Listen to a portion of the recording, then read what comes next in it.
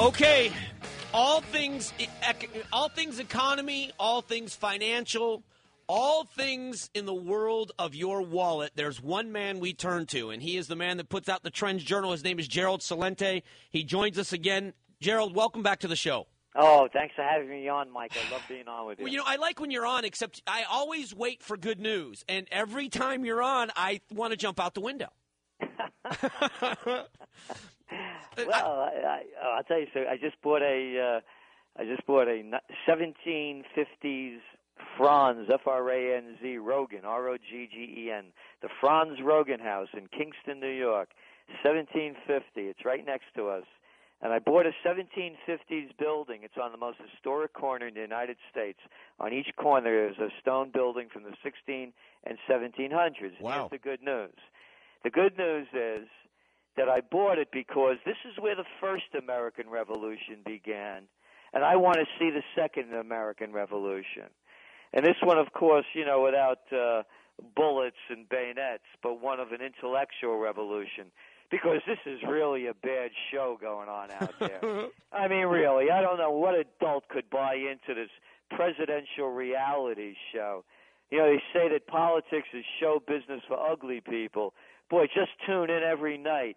Watch your candidate of your choice. I'll tell you what, I'm going to talk to a bunch of folks out there. Everybody's folks, folks. And I'm going to roll up my sleeves, and I'm going to show you I'm just one of the folks. Where I'm going to go out to some farmland and sit on a hay bale and let you know I'm just one of the folks. So we're showing it what it is, and it's not good news. And until people see what it is and decide to change it, it's only going to get worse. Well, in your latest trend alert, the headline reads, Obama versus Romney, the battle of the metrosexuals. Well, it's true. You look at this term metrosexual, it's neither man nor mouse. And these aren't men in the White House. I'll give you an example. Could you imagine, Mike Broomhead? Let's turn the clock back, and it's 1956. And General Dwight D. Eisenhower yucking it up on the late-night shows or sitting around with a bunch of the ladies of The View and making, jokes about, well, Mamie says I have a big ears and big nose. And I says to Mamie, before we cross that English Channel, I know it's a big decision, but I want you to ask, our kids what to do. Because they all have that phony laugh, Yeah. And when you look at Obama and Romney, and if you Obama, he says it. Before I made a decision whether or not to go ahead with gay marriages, I talked with Michelle and my friends, and I talked with Malaya and Sasha. They have a couple of friends at school that have gay parents. You talk to your kids, you talk to your wife and friends. How about making up your own mind? Can anybody handle that one? And they let them get away with it. It's one bad show. It's the bad, and the metrosexuals. These guys, they always talk tough. We're gonna as commander in chief. We're gonna do this and we're gonna do that. And Romney, Obama starting new wars, and Romney wanting to start other ones. You ever see these guys go fight?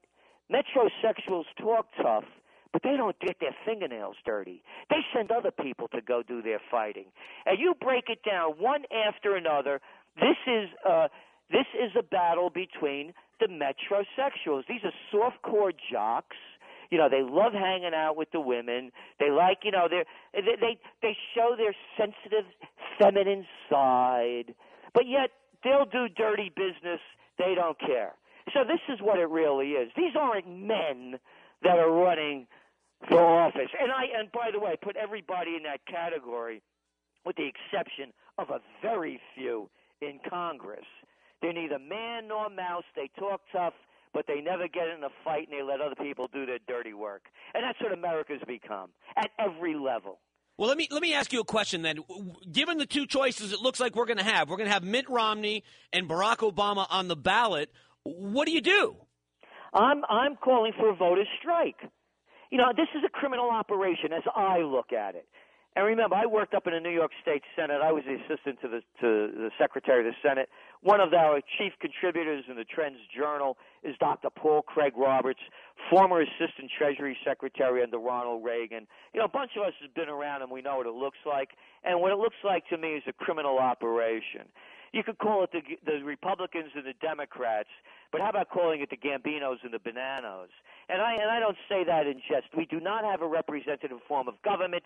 The only people that these people represent are the people that give them money. They call it campaign contributions. Adults call it bribes and payoffs. So to me, voting for this criminal operation, I don't want to be an accessory to the crime. I want more of a choice than Coke or Pepsi or McDonald's or Burger King, because a steady diet of each of those is sure to kill you. So I don't want to be a part of a criminal organization, so I'm calling for a voters' strike. Give us more than two clowns to choose from. Okay, last question before we have to go. Last time we talked with you, your money had been confiscated. Only part of it was returned to you. Has there been a resolution with this yet? Have you gotten your money back? Have other people gotten their money back? Where does that stand? No, nothing's happened from when the last time I talked to you. No charges have been levied against John the Slime Corzine, the former head of MF Global, former governor and senator of New Jersey, top bundler of cash for Obama, and former CEO of the Goldman Sachs gang. Remember, Mike, the word justice only means Justus, just us, not them. So don't expect to see anything. The big criminals get a free ride, and it's prosecution to the fullest for the little guys. Yeah, it's unfortunate. Well, Mr. Celente, you got everybody in the control room is standing up and applauding as you're saying that, by the way. Tell us about the Trends Journal. How can people find you? Because I think everyone, no matter how much money they have or don't have, should be reading this.